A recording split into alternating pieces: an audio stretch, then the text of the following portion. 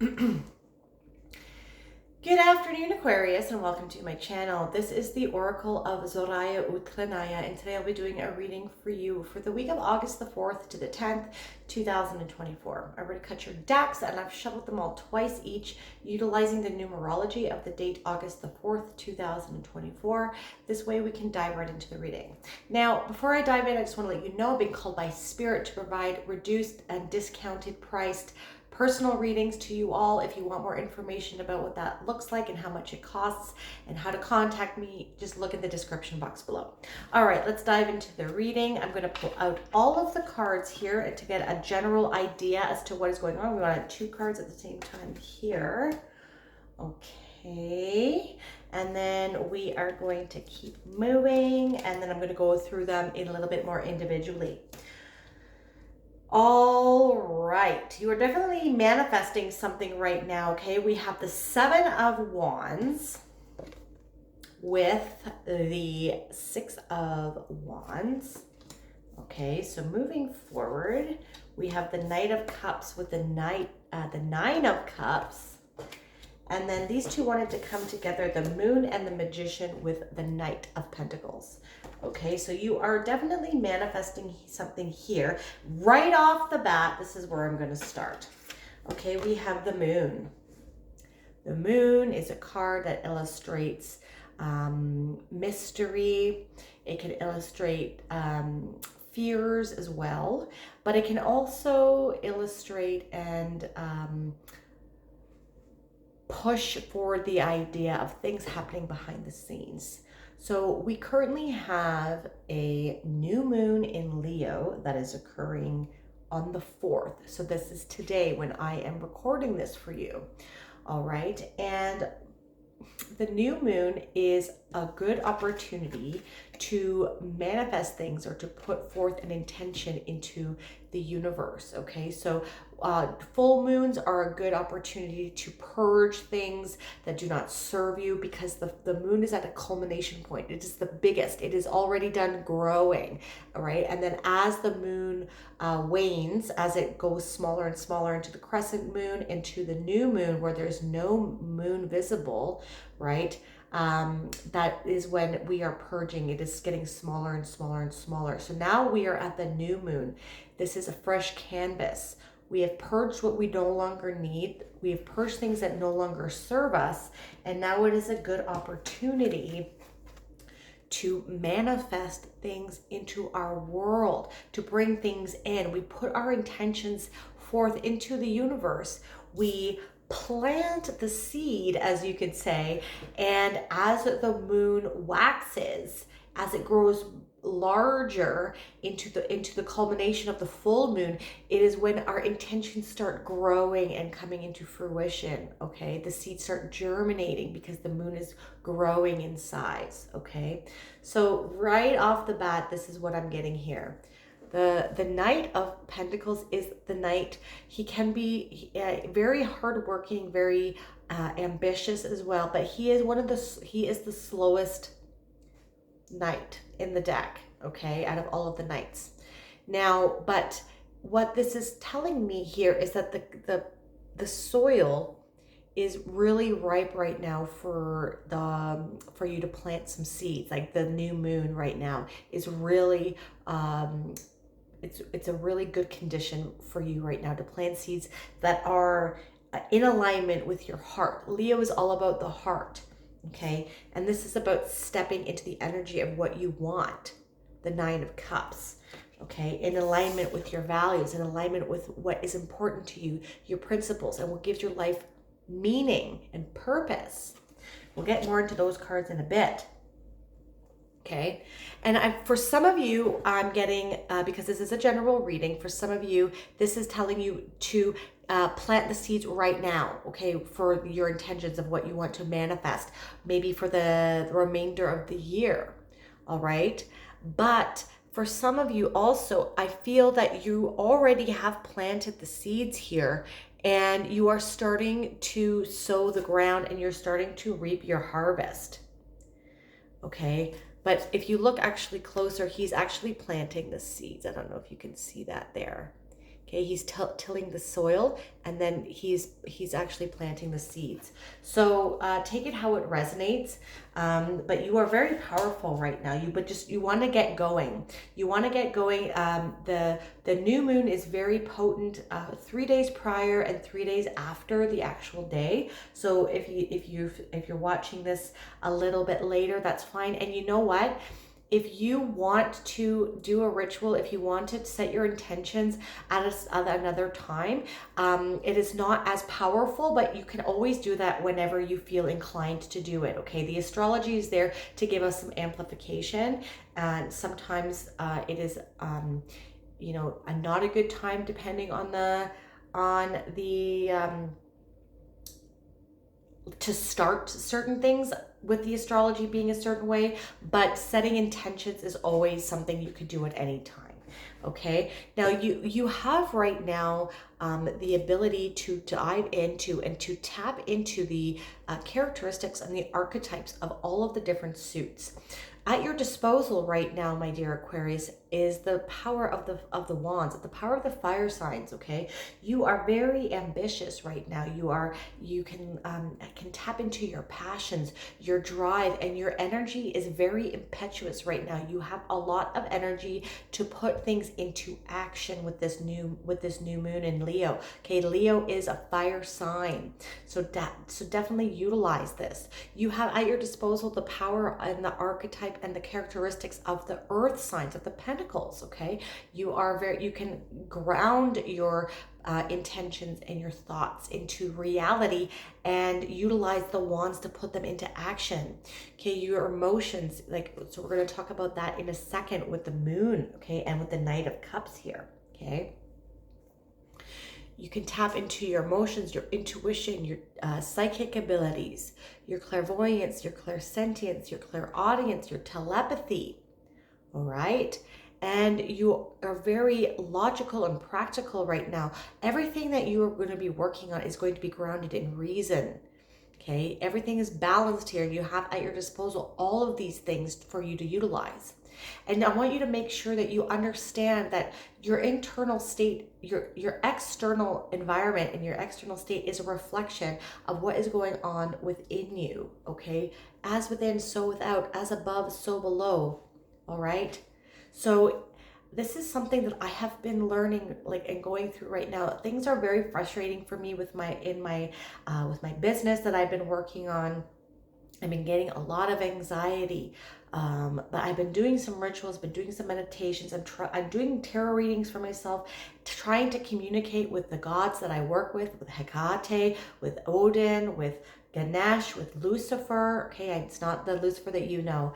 It's not Satan. Okay, so but that being said, and then I'm making sure that I'm doing positive affirmations for myself, and I'm telling myself, I'm channeling these thoughts, and you need to push through the resistance.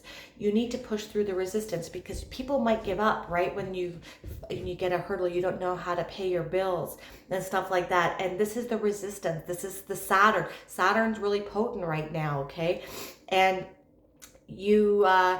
I'm really being encouraged to push through the resistance, and I'm getting downloads of you can do this. You have the ability to get this done. Okay, this is what you have to remind yourself. And then things start flowing. Then I'm getting communications from potential clients because of my external world is being reflected with what I feel inside with my frequency. Some days I cry, then I get up and then and the next day is a new day. It's a brand new canvas, right? So you need to tap into this part of yourself. You need to tap into your emotional side, your psychic side, your occult, witchy side, if you will. Okay, and you need to push through these obstacles that you're going through right now. Okay, we have both of these things together. Okay, the Seven of Wands is a card that illustrates that you need to persevere through this battle that you are currently going through right now, Aquarius. This is also a card. So before I get to the other part of this card that I want to talk about, I want to talk about these obstacles that you're needing to persevere through. Okay, these pillars here, these ominous pillars here, are a metaphor for obstacles.